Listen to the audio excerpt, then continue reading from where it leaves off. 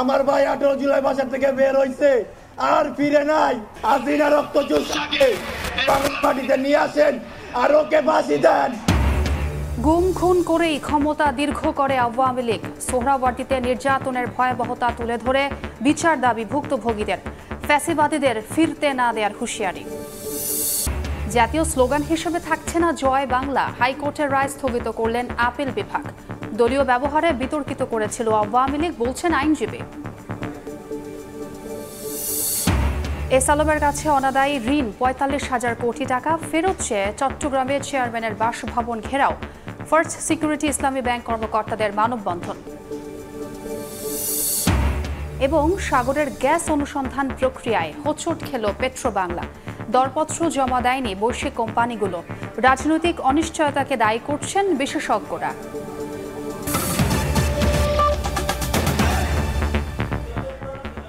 সময় সংবাদের সঙ্গে আছে আমি ছোয়া খন্দকার। জুলাই পিলখানা ও শাপলা চত্বরে হত্যা, 15 বছরে গুম খুন নির্যাতন করে ক্ষমতা দীর্ঘস্থায়ী করেছিল আওয়ামী লীগ।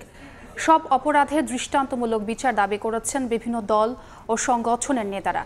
ফ্যাসিবাদীদের আর ফিরতে না দেওয়ার হুঁশিয়ারি তাদের। সোহরাওয়ার্দী উদ্যানে মায়ের ডাকের গণজমায়েতে এমন হুঁশিয়ারি দেন তারা। আন্তর্জাতিক মানবাধিকার দিবসে বিচার বহির্ভূত হত্যা ও গুমের বিচারের দাবিতে রাজধানীর সোহরাওয়ার্দী উদ্যানে হাজারো মানুষের এ জমায়েত। মঙ্গলবার দুপুরে মায়ের ডাকের এ আয়োজনে ভুক্তভোগী, তাদের পরিবার ও বিভিন্ন রাজনৈতিক দলের নেতা, গুম কমিশন ও জাতিসংঘ মানবাধিকার কমিশনের প্রতিনিধি অংশ নেন। বক্তারা বলেন, আওয়ামী লীগের ফ্যাসিবাদী সরকার ক্ষমতা আঁকড়ে ধরে রাখতে একের পর এক গুম খুন করেছে। এসব ঘটনার সুষ্ঠু তদন্ত করে জড়িতদের দৃষ্টান্তমূলক বিচারের দাবি তাদের। গুহাতে যেমন মানুষ আত্ম, এখানেও মানুষ প্রতিটি দিন একটা করে আঁচড় দিত, এবং সেইখানে আমরা যে দেখলাম কোথাও কোথাও 180, কোথাও 225, আরো সংখ্যা। শাসক পালিয়েছে, গণবিদ্রোহে, অভ্যুত্থানে, বিপ্লবে এই শাসককে পালাতে বাধ্য করা হয়েছে। বৈষম্য বিরোধী ছাত্র আন্দোলন, জাতীয় নাগরিক কমিটির নেতারা বলেন, ক্ষমতায় যেতে কেউ আওয়ামী লীগকে ছাড় দেওয়ার চেষ্টা করলে ছাত্র জনতা তাদেরও ছাড় দেবে না। অসাম্প্রদায়িক বাংলাদেশ গড়তে সবাইকে ঐক্যবদ্ধ থাকার আহ্বান জানান তারা। অনেক রাজনৈতিক দল আওয়ামী লীগকে মাফ করে দেওয়ার আলাপ তুলেছে। মন্ত্রিত্বের লোভে, ক্ষমতা লোভে, সংসদে যাওয়ার লোভে।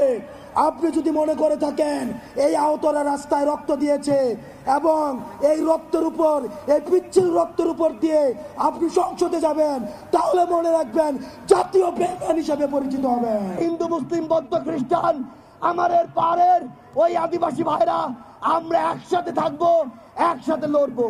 কিন্তু কোন ধর্মের নাম করে, কোন জাতির নাম করে কেউ যদি আমাদের মধ্যে বিন্দু মাত্র কোন উগ্রবাদী চিন্তাধারা, উগ্রবাদী চক্রান্ত করার চেষ্টা করে, সকল ধর্মের যোদ্ধারা আমরা একসাথে তাদেরকে প্রতিহত করব। ভয়হীন নতুন বাংলাদেশ গড়তে সবাইকে ঐক্যবদ্ধ থাকার আহ্বান জানান বক্তারা। চন্দ্রিমা চৌধুরী, সময় সংবাদ, ঢাকা। ভবিষ্যতে কেউ যদি এদেশের মাটির দিকে হাত বাড়ায় তাহলে তাদের দেশের মাটিও নিরাপদ থাকবে না বলে মন্তব্য করেছেন বৈষম্য বিরোধী ছাত্র আন্দোলনের মুখ্য সংগঠক আব্দুল হান্নান মাসুদ। দুপুরে নোয়াখালীর হাতিয়া উপজেলার চানন্দি ইউনিয়নে ভূমিহীন বাজারে ঐক্য ও সংহতি সমাবেশে এ মন্তব্য করেন তিনি। এ সময় হান্নান মাসুদ বলেন, স্বৈরাচারের দোসররা বাংলাদেশে অস্থিতিশীল পরিস্থিতি সৃষ্টি করে শেখ হাসিনাকে ফিরিয়ে নেওয়ার চেষ্টা করছে। সমাবেশে যুব দলের সাবেক সাংগঠনিক সম্পাদক MK বেলালের সভাপতিত্বে বিভিন্ন রাজনৈতিক দলের নেতৃবৃন্দ, ব্যবসায়ী ও বিভিন্ন সংগঠনের নেতাকর্মীরা উপস্থিত ছিলেন।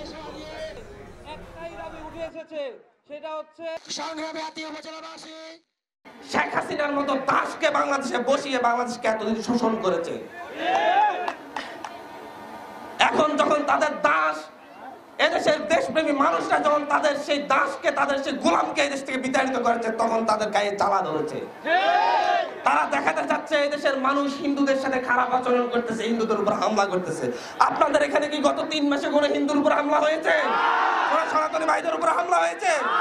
আরে ভাই, বাংলাদেশে আমরা তো একই টেবিলে খাওয়া দাওয়া করি, হিন্দু মুসলিম প্রত্যেকে। আমরা তো একই বাড়িতে, একই বিয়ের দাওয়াতে সকলে একসাথে যাতায়াত করি। আমাদের মধ্যে সাম্প্রদায়িক সম্প্রীতি নেই, সেটা নাকি ভারতে আছে। যে ভারতের গুজরাটে বাবরি মসজিদ ভেঙে মন্দির করেছে, তারা আমাদেরকে সাম্প্রদায়িক এবার পাঠ্য বইয়ে যুক্ত হয়েছে জুলাই বিপ্লবের ঘটনা। প্রচ্ছদে যুক্ত করা হয়েছে গণ অভ্যুত্থানের গ্রাফিতি। পাশাপাশি বইয়ে তুলে ধরা হয়েছে ৭১-এ মহান স্বাধীনতার পেছনের সব নায়কের অবদান। আগামীতে আরও বড় পরিসরে পরিমার্জনের মাধ্যমে পাঠ্য বইকে ঢেলে সাজানোর কথা জানিয়েছে জাতীয় শিক্ষাক্রম ও পাঠ্যপুস্তক বোর্ড। শামসুল হক প্রিন্সের ছবিতে আরও জানাচ্ছেন শাকির আহমেদ। প্রেসে ছাপা হচ্ছে নতুন বছরের পাঠ্য বই। প্রতিটি বইয়ে আছে সর্বস্তরের মানুষের অংশগ্রহণে সংগঠিত জুলাই বিপ্লবের ছোঁয়া। অন্যান্য শ্রেণীর মতো তৃতীয় শ্রেণীর বাংলা বইয়ে যত বিপদ তত ঐক্য শিরোনামের গ্রাফিতি স্থান পেয়েছে।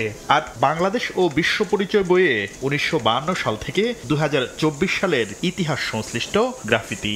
বৈষম্য বিরোধী ছাত্র আন্দোলন চলাকালে শিক্ষার্থীদের দাবির প্রতি সংহতি জানিয়েছিলেন রিকশা চালক মোহাম্মদ সুজন। তার সেলুট জানানোর সেই দৃশ্যটি আঁকা হয় বিভিন্ন দেয়ালে দেয়ালে। পরবর্তীতে ২০২৫ শিক্ষাবর্ষের বইতেও স্থান পেয়েছে এই গ্রাফিতি।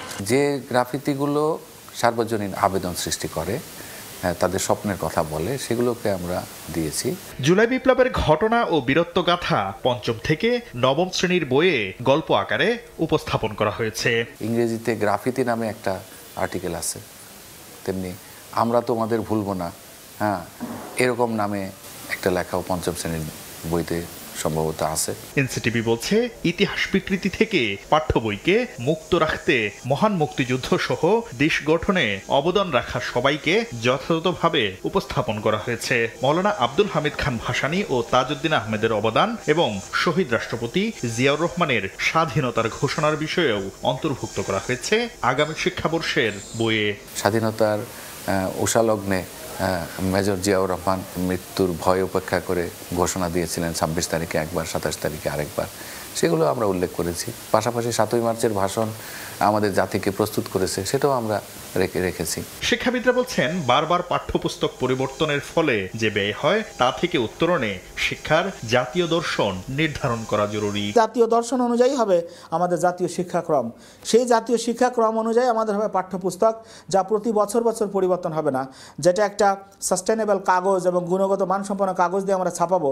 একই বই যেন আমরা ১০ বছর বা ২০ বছর ব্যবহার করতে পারি। এবার প্রাথমিক ও মাধ্যমিক স্তরে প্রায় ৪০ কোটি ১৬ লাখ নতুন বই ছাপাচ্ছে সরকার, যার সম্ভাব্য ব্যয় ধরা হয়েছে ১,৭৫০ কোটি টাকা। শাকির আহমেদ, সময় সংবাদ, ঢাকা। জাতীয় স্লোগান হিসেবে থাকছে না জয় বাংলা। হাইকোর্টের রায় স্থগিত করলেন আপিল বিভাগ। আইনজীবী বলেন, দলীয়ভাবে ব্যবহার করে জয় বাংলা স্লোগানকে বিতর্কিত করেছিল আওয়ামী লীগ। রায় স্থগিত হওয়ায় মুক্তিযুদ্ধের চেতনা ম্লান হয়নি বলে মত রাষ্ট্রপক্ষের। স্বাধীনতার ৫১ বছর পর ২০২০ সালে এসে জয় বাংলাকে জাতীয় স্লোগান ঘোষণা চেয়ে হাইকোর্টে মামলা করেন এক আইনজীবী। সে সময় বলা হয়, এই স্লোগান মুক্তিযুদ্ধে অনুপ্রাণিত করেছে সব শ্রেণী পেশার মানুষকে, স্বাধীনতার সংগ্রামে এক করে গোটা জাতিকে। শুনানি শেষে জয় বাংলাকে জাতীয় স্লোগান ঘোষণা করেন উচ্চ আদালত। রায়ে বলা হয়, শিক্ষা প্রতিষ্ঠান ও রাষ্ট্রীয় অনুষ্ঠানে জয় বাংলা স্লোগান দেয়া বাধ্যতামূলক। প্রায় ৪ বছর পর হাইকোর্টের এ রায় স্থগিত চেয়ে আবেদন করেন রাষ্ট্রপক্ষ। তাদের যুক্তি, জয় বাংলা স্লোগান কারো ওপর চাপিয়ে দেয়া ঠিক নয়। এটি জাতীয় স্লোগান হবে কিনা সেটি সরকার ঠিক না করে আদালতকে ব্যবহার করা হয়েছে। সব শুনে জয় বাংলাকে জাতীয় স্লোগান ঘোষণা করে হাইকোর্টের দেয়া রায় স্থগিত করেন আপিল বিভাগ। একটি দেশের জাতীয় কোনো কিছুকে ঘোষণা করার আগে একটা পপুলার ম্যান্ডেট, অর্থাৎ জনগণের কাছ থেকেও এটা শোনার প্রয়োজন রয়েছে। একটা রিট পিটিশন দাখিল করার মাধ্যমে কোনো প্রকার আইনগত ভিত্তি ছাড়া এটিকে ঘোষণা করে দেওয়াটা আইনগতভাবে বৈধ নয়। তিনি বলেন, দলীয় স্লোগানের মতো ব্যবহার করে জয় বাংলা স্লোগানকে বিতর্কিত করেছিল আওয়ামী লীগ। সময়ের বিবর্তনে এই যেটি আমাদের সকল মুক্তিযোদ্ধার মুখে ছিল, সেটিকে তারা একটি দলীয় স্লোগানে পরিণত করেছিলেন। এই দলীয় স্লোগানটিকে যখন জাতীয়করণ করার চেষ্টা করা হয়েছে, সবার উপরে চাপিয়ে দেওয়ার চেষ্টা করা হয়েছে, এবং যেহেতু পার্লামেন্ট থেকে সংবিধানের মধ্যে ওটিকে ঢুকিয়ে দেওয়া যাচ্ছে না, তখন আদালতের ঘাড়ে বন্দুক রেখে কাজটি যে করার চেষ্টা করা হয়েছে এটি সম্পূর্ণভাবে অবৈধ। রাষ্ট্রপক্ষ বলছে জয় বাংলা জাতীয় স্লোগানের রায় স্থগিত হওয়ায় মুক্তিযুদ্ধের চেতনাকে ম্লান করা হয়নি। বলতে পারেন সরকারের। আফজাল হোসেন, সময় সংবাদ, ঢাকা। অর্থ পাচার মামলায় বিএনপির ভারপ্রাপ্ত চেয়ারম্যান তারেক রহমানকে হাইকোর্টের দেয়া ৭ বছরের সাজা স্থগিত করেছেন আপিল বিভাগ। একই মামলায় ব্যবসায়ী গিয়াসউদ্দিন আল মামুনের সাজাও স্থগিত করা হয়েছে। এদিকে বিস্ফোরক আইনের মামলায় বিএনপি নেতা রুহুল কুদ্দুস তালুকদার দুলুর ১২ বছরের সাজা থেকে খালাস দিয়েছেন হাইকোর্ট। ৩টা অর্ডার দিয়েছে, একটা লিভ গ্র্যান্ট করেছে, একটা হচ্ছে স্টে করেছে judgement and order of conviction and sentence, আর থার্ড হচ্ছে এই যে ডিলেটা ছিল ৩০৪৯ দিন, এটা কনডেম করেছে। মামলাটাই ছিল বয়েড অব ইনিশিও, অর্থাৎ এই মামলা এই আইনে চলতে পারে না, কিন্তু ক্ষমতার দম্ভ, রাষ্ট্র এবং আদালতকে কুক্ষিগতা করার মাধ্যমে শেখ হাসিনা ওয়াজেদ এই মামলাটা ট্রায়াল করালেন।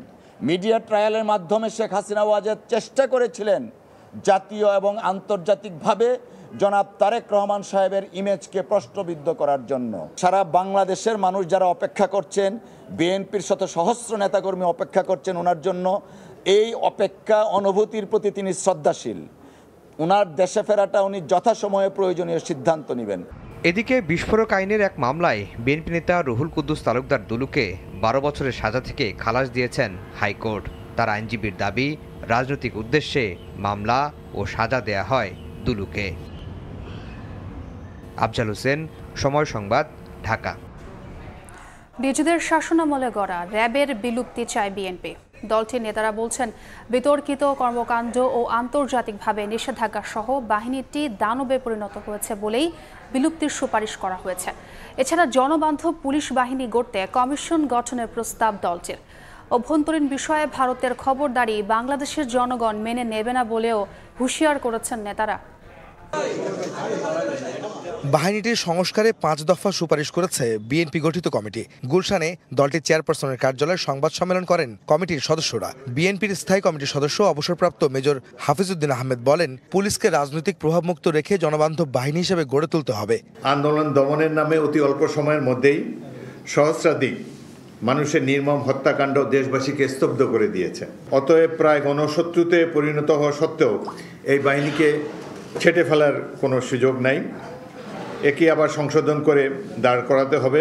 বিতর্কিত কর্মকাণ্ডের কারণে র্যাবের বিলুপ্তি দাবি করে হাফিজউদ্দিনের অভিযোগ, জুলাই বিপ্লবে হত্যা নির্যাতনে জড়িত প্রায় ৫ শতাধিক পুলিশ সদস্যকে পালিয়ে যেতে সহায়তা করেছে কিছু সেনা কর্মকর্তা। আমার মনে হয় যেহেতু তারা ক্যান্টনমেন্টে আশ্রয় গ্রহণ করেছিলেন, তাদের এই পলায়নের ক্ষেত্রে ক্যান্টনমেন্টে সিনিয়র পুলিশ কর্মকর্তা, সেনাবাহিনী কর্মকর্তাদের বা সামরিক বাহিনী কর্মকর্তাদের কোনো ভূমিকা থাকতে পারে, কিন্তু এটা নিশ্চিতভাবে আমরা বলতে পারি না। ওই সময়ের পরিস্থিতি ছিল গোলমেলে, একেবারেই গ্যাংরিন হয়ে নষ্ট হয়ে যায়, তখন কেটে ফেলা ছাড়া আর কোনো উপায় সেটা থাকে না। সেজন্য আমরা র্যাব বাহিনীরই বিলুপ্ত করার জন্য সুপারিশ করেছি। বিএনপির প্রতিষ্ঠাতা ও সাবেক রাষ্ট্রপতি জিয়াউর রহমানের সমাধিতে শ্রদ্ধা নিবেদন করে বিএনপির স্থায়ী কমিটির আরেক সদস্য গয়েশ্বর চন্দ্র রায় বলেন, ভারতের আগ্রাসন জনগণ মেনে নেবে না। বাংলাদেশের জনগণের যে চেতনাবোধ, আকাঙ্ক্ষাবোধ, বাংলাদেশের মানুষের যে চাওয়া পাওয়া, সেটা ভারত তারা উপলব্ধি করতে সচেষ্ট হবে এবং ভারতের সাথে বাংলাদেশের বন্ধুত্বের সম্পর্কটা দেশে দেশে হতে হবে, কোনো ব্যক্তি বা দলের সাথে নয়। এদিকে ভারতের নানা ষড়যন্ত্র ও অপসংস্কৃতির বিরুদ্ধে ১৬ ডিসেম্বর মানিক মে এভিনিউয়ে কনসার্ট আয়োজনের ঘোষণা দেন বিএনপির যুগ্ম মহাসচিব শহীদুদ্দিন চৌধুরী আনি। গুলশানে উদয় টাওয়ারে সবার আগে বাংলাদেশের ব্যানারে সংবাদ সম্মেলনে এই ঘোষণা দেন তিনি। নগর বাউল জ্যামস, ডিফারেন্ট টাস, আর্ক, আহমেদ সালেহিন, সময় সংবাদ, ঢাকা। আওয়ামী লীগ আমলে বঞ্চিত ও বাধ্যতামূলক অবসরে যাওয়া কর্মকর্তাদের চাকরি ফিরে পাওয়ার আবেদন নিয়ে পর্যালোচনা কমিটির প্রতিবেদন প্রধান উপদেষ্টার কাছে হস্তান্তর করা হয়েছে। সকালে যমুনায় ডক্টর মোহাম্মদ ইউনুসের কাছে প্রতিবেদন তুলে দেন পর্যালোচনা কমিটির প্রধান জাকির আহমেদ খান। জনপ্রশাসন মন্ত্রণালয়ের আওতায় ২০০৯ থেকে ২০২৪ সালের ৪ আগস্ট পর্যন্ত চাকরিতে নানাভাবে বঞ্চনার শিকার এবং বাধ্যতামূলক অবসরে যাওয়া কর্মকর্তাদের আবেদন পর্যালোচনায় ৫ সদস্যের কমিটি গঠন করে সরকার। নির্ধারিত ৯০ দিনের আগেই প্রতিবেদন দেয়ায় কমিটিকে ধন্যবাদ জানান প্রধান উপদেষ্টা। সাগরের গ্যাস অনুসন্ধান প্রক্রিয়ায় হোঁচট খেল পেট্রোবাংলা। 7টি বহুজাতিক কোম্পানি দরপত্রের আবেদন তুললেও জমা দেয়নি কেউই। জ্বালানি বিশেষজ্ঞরা বলছেন, বৈশ্বিক অস্থিরতা ও বাংলাদেশের অভ্যন্তরীণ পরিস্থিতি নতুন বিনিয়োগের ক্ষেত্রে দ্বিধায় ফেলতে পারে বহুজাতিক প্রতিষ্ঠানকে। এছাড়া জরিপের তথ্য উপাত্তের অভাবে সাড়া দেয়নি বিদেশি কোম্পানিগুলো। ফারুক ভূঁইয়া রবিনের রিপোর্ট। 2012 সালে মিয়ানমারের সঙ্গে আর 2014 সালে ভারতের সঙ্গে আন্তর্জাতিক সালিসি আদালতে বাংলাদেশের সমুদ্র সীমা জয় আশা জাগিয়েছিল বহুমাত্রিক সম্ভাবনার। তবে কার্যকর উদ্যোগের অভাবে একযুগেও সমুদ্র বক্ষ তথা সুনীল অর্থনীতির সুফল পায়নি দেশ। স্থবিরতা আর সময় ক্ষেপণের নানা পর্ব কাটিয়ে অবশেষে গেল মার্চে গভীর সমুদ্রে 15টি আর অগভীর সমুদ্রে 9টি ব্লকে তেল গ্যাস অনুসন্ধানে উন্মুক্ত দরপত্র আহ্বান করে পেট্রোবাংলা। তাতে সাড়া দিয়ে দরপত্রের নথি সংগ্রহ করেছিল 7টি বহুজাতিক তেল গ্যাস কোম্পানি, যার মধ্যে ছিল 2টি মার্কিন বহুজাতিক কোম্পানি সহ চীন, ভারত, সিঙ্গাপুর, জাপান, থাইল্যান্ডের প্রতিষ্ঠান। আর তাতে সামনে আসে সুনীল অর্থনীতিতে নতুন দিগন্তের আশা জাগানিয়া প্রশ্ন, তবে কি সাঙ্গুর পর আবারও খুলতে যাচ্ছে সমুদ্র থেকে তেল গ্যাস পাওয়ার দুয়ার? আকর্ষণীয় প্রস্তাবে মন কাড়বে বিনিয়োগকারীদের, নীতি নির্ধারকদের এমন প্রত্যাশা থাকলেও শেষ পর্যন্ত আরও এক দফা হুঁচট খেল পেট্রোবাংলা। সোমবার দুপুর 1টা পর্যন্ত শেষ সময় থাকলেও দরপত্র জমা দেয়নি কোনো বহুজাতিক প্রতিষ্ঠানই। আমরা যদি কোথাও ল্যাকিং থাকি, শুরুতে আগ্রহ দেখিয়েও শেষ পর্যন্ত কেন পিছিয়ে গেল বহুজাতিক কোম্পানিগুলো? বিশ্লেষকরা মনে করেন, পর্যাপ্ত তথ্যের অভাব, বৈশ্বিক অস্থিরতা আর অভ্যন্তরীণ পরিস্থিতি হতে পারে এর কারণ। বৈশ্বিক একটা অস্থির পরিস্থিতি আছে, আর অবশ্যই বাংলাদেশের যে রাজনৈতিক পরিস্থিতি এই মুহূর্তে যেহেতু একটা বড় ধরনের পরিবর্তন এসছে এবং সামনেও একটা অনিশ্চয়তা, নির্বাচন নিয়ে নতুন সরকার কোথায় কখন কিভাবে গঠিত হবে, সেই আনসার্টিন একটা রাজনৈতিক পরিস্থিতির মধ্যে যে কোনো বিদেশি কোম্পানি বিনিয়োগ করার ব্যাপারে চিন্তা করে। তারা তো পৃথিবীর শুধু বাংলাদেশ নিয়ে কাজ করে না, পৃথিবীর সব জায়গাতেই তারা ঘুরে বেড়ায়। সুতরাং তারা সবচেয়ে সেফেস্ট অ্যান্ড লাভজনক যে জায়গাটা সেটাতেই যাওয়ার টেন্ডেন্সি থাকে, কিন্তু এখানে তো এখনো একটা ইন্টারিম অবস্থা আছে। বিশ্লেষকদের পরামর্শ, পরিস্থিতি পর্যবেক্ষণ করে নতুন বাস্তবতায় নিতে হবে বহুমাত্রিক উদ্যোগ। এখন যে অবস্থাটা হয়েছে এটা কারণ কি কারণে হলো, আমরা আমাদের ল্যাকিংটা কোথায়, এইগুলো চিন্তা করে ওই মতো পদক্ষেপ নেওয়া উচিত। ফরেন কোম্পানিদের সাথে আলাপ আলোচনা করে তাদেরকে অ্যাট্রাক্ট করার জন্য যা করার সেটা করতে হবে। যেহেতু এটা এখন আর হলো না, কোনো কোম্পানি আসে নেই, দ্রুততম সময়ের মধ্যে সার্ভেটা করে ফেললে তাহলে আমরাও বুঝবো যে আদৌ আমরা বিডিংয়ে যাবো কিনা। বিষয়টি নিয়ে পেট্রোবাংলা চেয়ারম্যানের সঙ্গে ফোনে যোগাযোগের চেষ্টা করলেও তার সাড়া পাওয়া যায়নি। ফারুক ভূঁইয়া, রবিন, সময় সংবাদ, ঢাকা। লিটারে 8 টাকা বাড়ানোর পরদিন বাজারে দেখা মিলল ভোজ্য তেলের, তবে বিক্রি হচ্ছে পুরানো দামে। বিক্রেতারা বলছেন 2-1 দিনের মধ্যেই আসবে নতুন দামের তেল। একদিন আগেও বাজারে বোতলজাত সয়াবিন তেল কিনতে সাথে কিনতে হয়েছে চিনি, নুডলস বা চালের মতো অন্য কোনো পণ্য, কখনো বা নির্ধারিত মূল্যের চেয়ে কিনতে হয়েছে বেশি দামে। গত 3 সপ্তাহ ধরে বাজারের এমন চিত্রে পরিবর্তন এসেছে। দাম বাড়িয়ে নেওয়ার একদিনের মধ্যেই বাজারের তেল ছাড়তে শুরু করেছেন ব্যবসায়ীরা। সোমবার দাম বাড়ার ঘোষণার পরদিন মঙ্গলবার কাউরান বাজারে দেখা গেল এমন চিত্র। ক্রেতা এখন ফেরত যাচ্ছে না, এখন আজকে পুরোপুরি সরবরাহ ভালো আছে তেলের।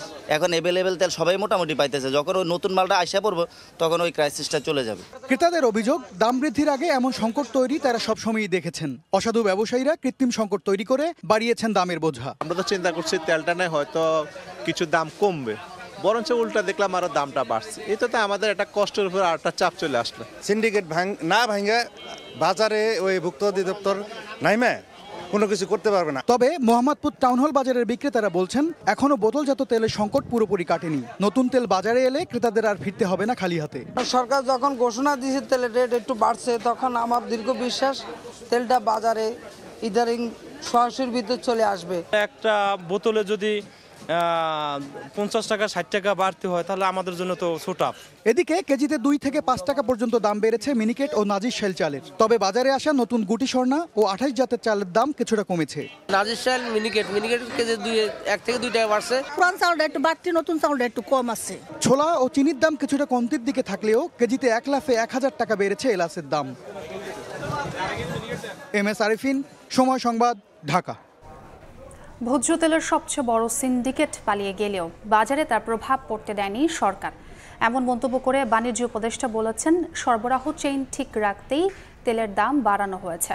এদিকে প্রধান উপদেষ্টার প্রেস সচিব বলেছেন, নিত্যপণ্যের দাম কমাতে সর্বোচ্চ চেষ্টা করছে সরকার।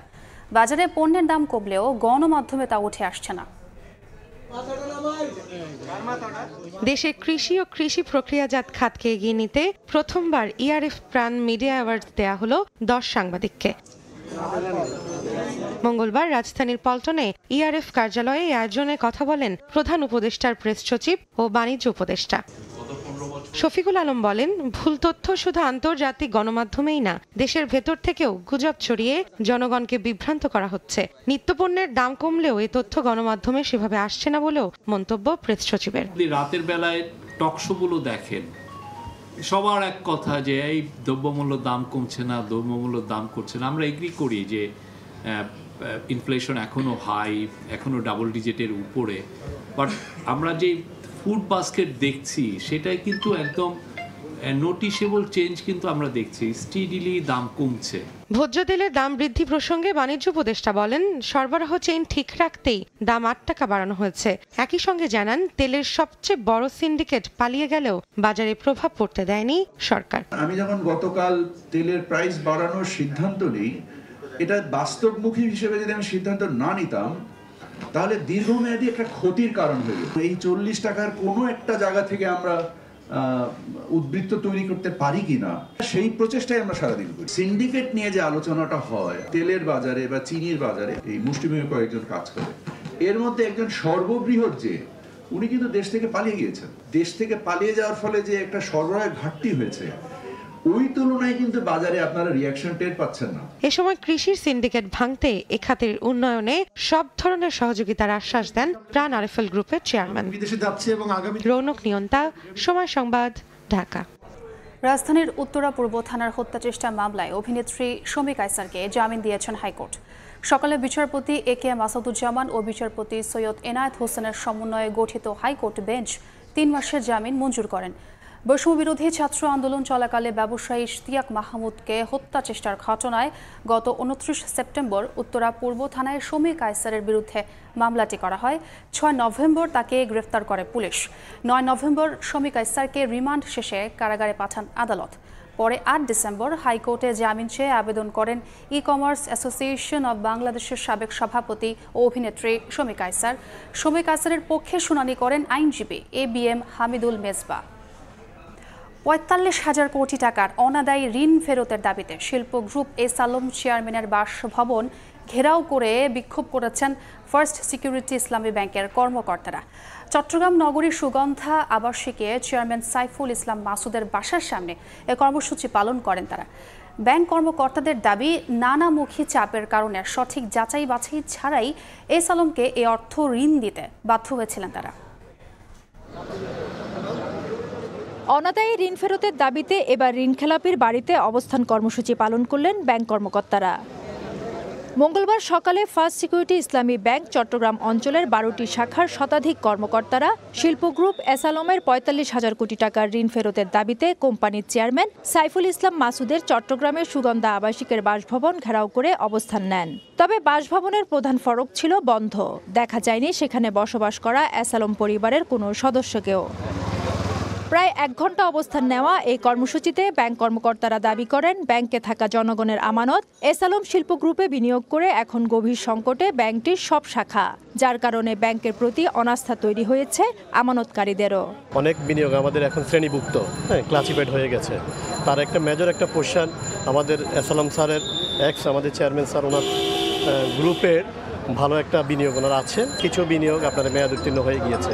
তো সেই জিনিসগুলো আমরা আদায়ের জন্য বা স্যারকে আমরা অবগত করার জন্য আমরা এসেছি। ক্লায়েন্টরা যখন জানতে পেরেছে যে তাদের টাকাগুলো সুরক্ষিত নয়, তখন তারা সবাই একসাথে এসে ডিপোজিট উইথড্রয়াল চেষ্টা করেছে। ডিপোজিটকে টাকা দিতে পারছিলাম না, এই প্রেশারটাই প্রচণ্ড। এখন বাংলাদেশ ব্যাংক একটা বিশেষ উদ্যোগ নিয়েছে, যার কারণে মোটামুটি আমরা এই সমস্যা থেকে উত্তরণ ঘটেছে আমাদের। গ্রুপটির কাছে ব্যাংকটি শুধুমাত্র চট্টগ্রাম অঞ্চলের শাখাগুলোর পাওনা প্রায় ৩৫,০০০ কোটি টাকা। তৎকালীন রাষ্ট্রীয় ও নানামুখী চাপে সঠিক যাচাই বাছাই ছাড়াই এসালমকে এই অর্থ ঋণ দিতে বাধ্য হয়েছিলেন বলে দাবি ব্যাংকটির কর্মকর্তাদের। ব্যর্থতা ছিল, একেবারে অস্বীকার করা যাবে না। রাষ্ট্রীয় ব্যবস্থার আমরা তো বাইরে না। ডিপোজিটগুলি নিয়েছিলাম, আসলে তাদের প্রতি দায়বদ্ধতা থেকে আসলে মূলত দাঁড়াইতে হচ্ছে, যেহেতু এটা আমাদেরকে একটা ফেরত দেওয়ার একটা বড় দায়বদ্ধতা রয়েছে। ব্যাংকটির 65,000 কোটি টাকা বিনিয়োগের মধ্যে এস আলম গ্রুপ সংশ্লিষ্ট প্রতিষ্ঠানগুলোর কাছেই বকেয়া 45,000 কোটি টাকা। ফেরদৌস লিপি, সময় সংবাদ, চট্টগ্রাম। 3 মাসের মধ্যে দেশে নদ নদীর চূড়ান্ত তালিকা প্রকাশ করবে অন্তর্বর্তী সরকার। দেশের 240টি নদী সংকটাপন্ন জানিয়ে প্রত্যেক জেলায় নদ নদী দখলমুক্ত করতে প্রয়োজনীয় বাজেট দেওয়ার তাগিদ দেন পানি সম্পদ এবং পরিবেশ উপদেষ্টা সৈয়দা রিজওয়ানা হাসান। একই সঙ্গে জেলা প্রশাসকদের নির্দেশ দেন 3 মাসের মধ্যে খালের তালিকা প্রকাশ করতে। নৌপরিবহন উপদেষ্টা শাখাওয়াত হোসেন বলেন, বালু উত্তোলনে নদীর নাব্যতা কমে যাচ্ছে, এ বিষয়ে সতর্ক হওয়ার আহ্বান জানান তিনি। দেশে নদ নদীর সংখ্যা 1156টি। প্রায় 53 বছর পর নদ নদীর খসড়া তালিকা প্রকাশ করল পানি সম্পদ মন্ত্রণালয়। মঙ্গলবার সকালে পানি ভবনে অনুষ্ঠিত বাংলাদেশের নদ নদীর সংখ্যা নির্ধারণ শীর্ষক আলোচনা সভায় এ তালিকা প্রকাশ করা হয়। তবে এই আলোচনায় উঠে আসে তালিকা বহির্ভূত বেশ কয়েকটি নদীর নাম।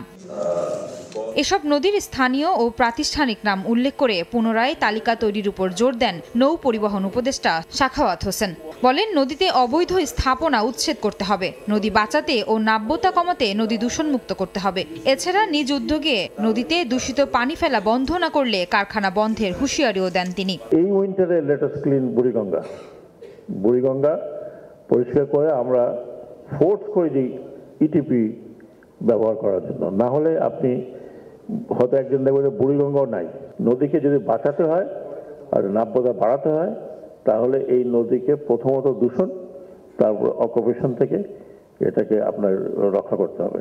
এদিকে বাংলা নববর্ষের শুরুতেই জেলা প্রশাসক সহ সংশ্লিষ্ট সবাইকে নদ নদীর চূড়ান্ত তালিকা প্রকাশ করার নির্দেশ দেন পানি সম্পদ এবং পরিবেশ উপদেষ্টা সৈয়দা রিজওয়ানা হাসান। বলেন, বুড়িগঙ্গা, তুরাগ, শীতলক্ষ্যা নদীকে দূষণ ও দখলমুক্ত করতে কাজ শুরু হয়েছে। নদ নদীকে দখলমুক্ত করতে প্রত্যেক জেলায় প্রয়োজনীয় বাজেট দেওয়ারও তাগিদ দেন তিনি। বাংলা নববর্ষের প্রথম দিনে এই তালিকাটা চূড়ান্ত করে ওয়েবসাইটে দিয়ে দিতে চাই। আমরা বুড়িগঙ্গা, তুরাগ এবং শীতলক্ষ্যা এই 3টি নদীকেই দখল এবং দূষণ মুক্ত করার একটা বিস্তারিত কর্মপরিকল্পনা করে কাজটা শুরু করে দেওয়ার চেষ্টা করব। এ সময় হাওর ও বিলের তালিকার পাশাপাশি আগামী 3 মাসের মধ্যে জেলা প্রশাসককে খালের চূড়ান্ত তালিকা করার নির্দেশও দেন উপদেষ্টা। আয়েশা সিদ্দিক সামিয়া, সময় সংবাদ, ঢাকা। রাজশাহীতে নাবিল ইন্ডাস্ট্রিয়াল পার্কে পার্টনার্স মিট 2024 অনুষ্ঠিত হয়েছে। পবাই নিজস্ব ফ্যাক্টরিতে নাবিল গ্রুপের আয়োজনে অংশ নিয়ে নানা পরামর্শ দেন সারা দেশের ডিলার ব্যবসায়ীরা। প্রতিষ্ঠানটির ব্যবস্থাপনা পরিচালক আমিনুল ইসলাম স্বপন বলেন, দেশে খাদ্য ও কৃষি পণ্য সরবরাহ এবং প্রক্রিয়াজাতকরণে 1 যুগের বেশি সময় ধরে বিশেষ ভূমিকা রেখে চলেছে নাবিল গ্রুপ। প্রতিষ্ঠানটির দৈনিক চাল উৎপাদনের সক্ষমতা 1364 টন, যা দেশের মধ্যে দ্বিতীয়। নাবিল গ্রুপের 20টি প্রতিষ্ঠানে প্রায় 15,000 মানুষের কর্মসংস্থান হয়েছে।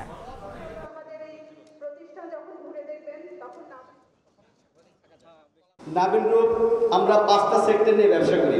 একটা ফুড সেক্টর, আমরা agriculture sector, trade venture, service sector, এই সহ বর্তমানে নাবিল গ্রুপ প্রায় 20টি প্রতিষ্ঠানে 15,000 লোক কর্মসংস্থানের কাজে নিয়োজিত। দেশের অর্থনীতিতে নাবিল গ্রুপ বিশেষ করে খাদ্যদ্রব্যতে টোটাল বাংলাদেশের অ্যাভারেজ 45 to 50% ইম্পোর্ট আমরা করি।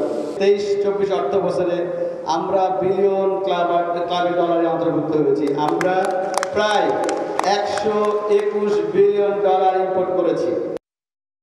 গভীর রাতে অভিযান চালিয়ে 1000 কচ্ছপ উদ্ধার করেছে বন বিভাগের বন্যপ্রাণী অপরাধ দমন ইউনিট। চাঁদপুরের কালীবাড়ি রোড ও দোয়াভাঙ্গা এলাকায় সোমবার রাতভর অভিযান চালিয়ে 3 প্রজাতির এসব কচ্ছপ উদ্ধার করা হয়, যার ওজন 800 কেজি। জীবিত এসব কচ্ছপের মধ্যে রয়েছে সুন্ধি প্রজাতির 500 কেজি, কড়ি কাইট্টা 280 কেজি ও হলুদ প্রজাতির 20 কেজি। বন বিভাগ জানায়, মিঠা পানির কচ্ছপের আটকের তালিকায় সবচেয়ে বড় চালানটি এটি। কচ্ছপগুলো জাহাঙ্গীরনগর বিশ্ববিদ্যালয় সহ কয়েকটি প্রাকৃতিক জলাশয়ে অবমুক্ত করা হবে। চাঁদপুর, কুমিল্লা, ফেনী, নোয়াখালীর বিভিন্ন নিম্নাঞ্চলে বা জলাভূমি থেকে বা পুকুরের আশেপাশে থেকে এগুলি কালেকশন করে এক জায়গায় তারা জমা করেছিল। সেখান থেকে আমাদের বিশেষ ইনফরমেশনের ভিত্তিতে আমরা এই অপারেশনে কাজ করি। ওনাদের প্রাথমিক তথ্য নিচ্ছি, আমরা এটার বিপরীতে আইনানুগ ব্যবস্থা মানে পিওর মামলা দিব। চীনের হারবিন শহরে বরফ দিয়ে বিশাল আকৃতির শিল্পকর্ম। ৩৭তম আন্তর্জাতিক আর্ট এক্সপো উপলক্ষে এই আয়োজন। শিল্পকর্ম দেখতে ভিড় করছেন অনেকে। চারিদিকে শুধু বরফ, গলায় উজ্জ্বল লাল রঙের মাফলার জড়িয়ে শহরের মাঝখানে বিশাল আকারের এক তুষার মানব। এই সুন্দর শিল্পকর্মটি ক্যামেরা বন্দি করতে ব্যস্ত অনেকে। অন্যদিকে আবার দেখা যাচ্ছে কিছু বাসিন্দা প্রায় অর্ধেক কাজ শেষ করে ফেলেছে অন্য আরেকটি দানবাকৃতির বরফের শিল্পকর্ম বানাতে। বরফে ঘেরা জায়গাটি ঘুরতে এসেছেন অনেক বাসিন্দা ও পর্যটক।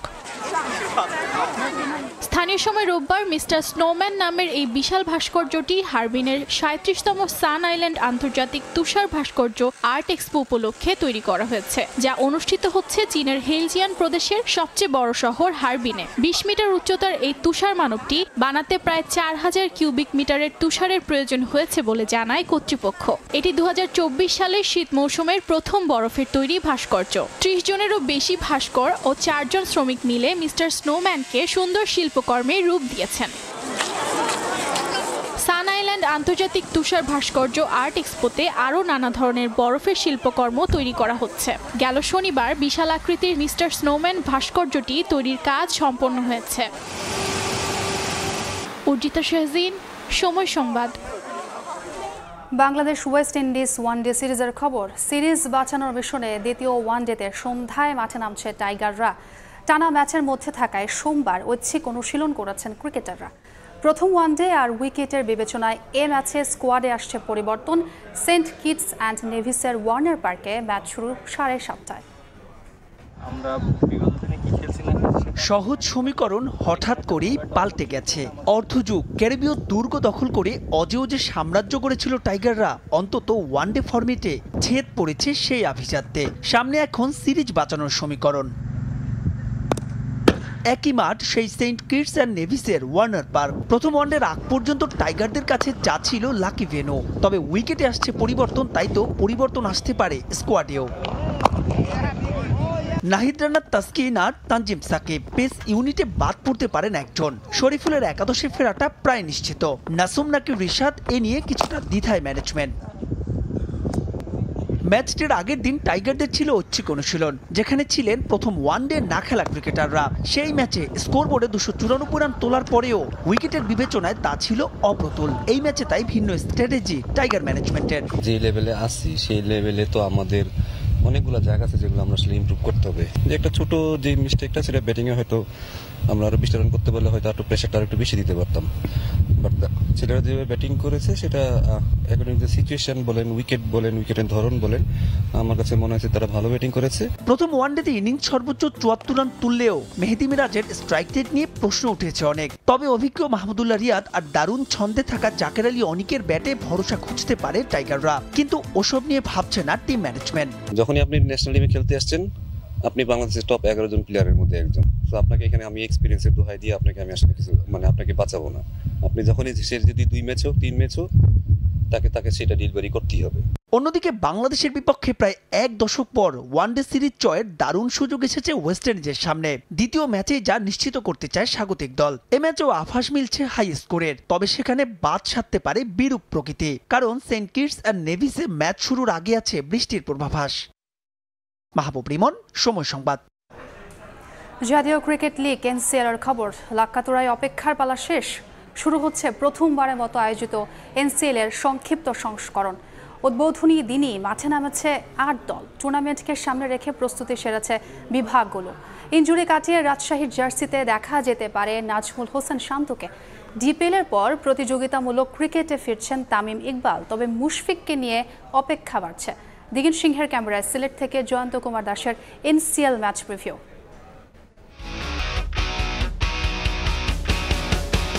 দুটি পাতা একটি কুড়ি, ছবির মতো স্নিগ্ধ শহর। কত আউলিয়া মসজিদ, সিলেট ক্রিকেটের শহর, যে শহর সাক্ষী হচ্ছে ঘরোয়া ক্রিকেটের এক ইতিহাসের। ক্রিকেটারদের কত বছরের দাবি পাচ্ছে বাস্তবে রূপ। শুরু হচ্ছে এনসিএল T20। লাক্কাতুরায় তখনও কুয়াশার শক্ত চাদর ভেদ করে সূর্যের সোনালী আভা পৌঁছায়নি, কিন্তু তাতে বয়ে গেছে ক্রিকেটারদের বিভাগীয় সামর্থ্য প্রমাণের বড় মঞ্চ। বিপিএল এর আগে নিজেদের প্রস্তুতের শেষ সুযোগ। শুধুই কি পাইপলাইন কিংবা জাতীয় দলের বাইরের ক্রিকেটার? ফরম্যাট ভিন্ন হলেও এই টুর্নামেন্ট চ্যাম্পিয়ন্স ট্রফির আগে শান্ত মুশফিকদের জন্য বিশেষ।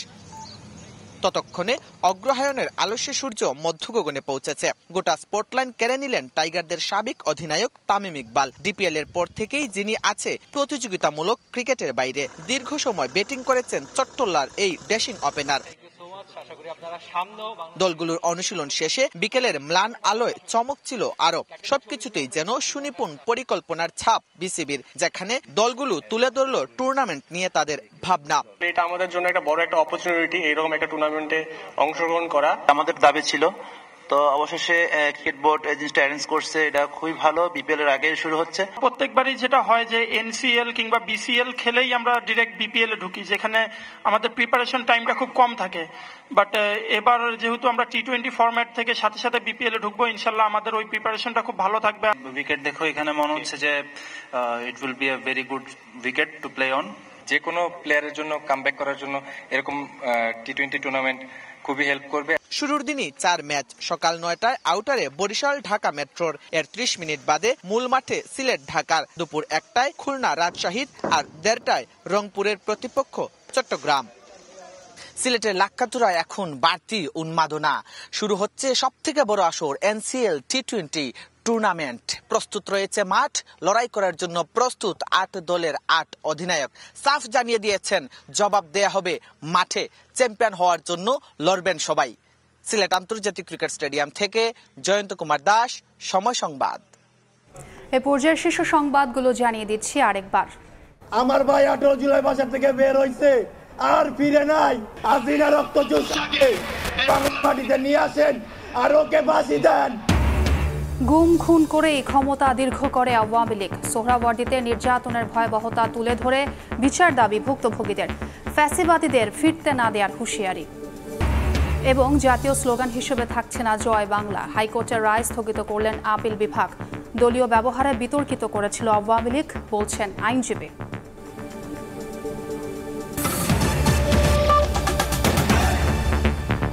এ ছিল সময় সংবাদে, সঙ্গেই থাকুন সময়ের।